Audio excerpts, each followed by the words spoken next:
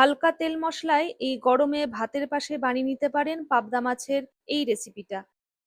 আজকের এই রেসিপির জন্য 250 গ্রাম পাবদা মাছ নিয়েছি। পাবদা মাছগুলো ধুয়ে নুন হলুদ মাখিয়ে সর্ষের তেলে ভেজে নেব। বড় টেবিল চামচের 2 চামচ সর্ষের তেলে মাছগুলো ভেজে আলাদা করে সরিয়ে রাখবো। ওই একই তেলে দিয়ে দিয়েছি 5 ফোড়ন আর আদা বাটা, তার সাথে জিরে গুঁড়ো, লঙ্কার গুঁড়ো, কাশ্মীরি লঙ্কার গুঁড়ো, হলুদ গুঁড়ো আর টমেটো দুটো মিডিয়াম মাপের স্বাদ মতো নুন দিয়ে ভালো করে কষিয়ে নেব সামান্য একটু জল দিয়ে। দুটো কাঁচা লঙ্কা দিয়ে 1 থেকে 2 মিনিট কষিয়ে নেব। টমেটো সেদ্ধ হয়ে গেলে এটা ভালো করে লাগা লাগা করে নিয়ে আগে যে মশলার পেস্টটা বানিয়ে রেখেছিলাম হলুদ সর্ষে, পোস্ত আর কালো সর্ষের, সেটা বেটে এর মধ্যে দিয়ে দেব। আর মশলা বাটার জল দিয়েছি, সামান্য ধনেপাতা কাঁচা লঙ্কা দিয়ে পাবদা মাছগুলো দিয়ে মিডিয়াম আঁচে 2 মিনিট মাছগুলো রান্না করে নিয়ে গরম ভাতের পাশে পরিবেশন করুন পাবদা মাছের টমেটো সর্ষে।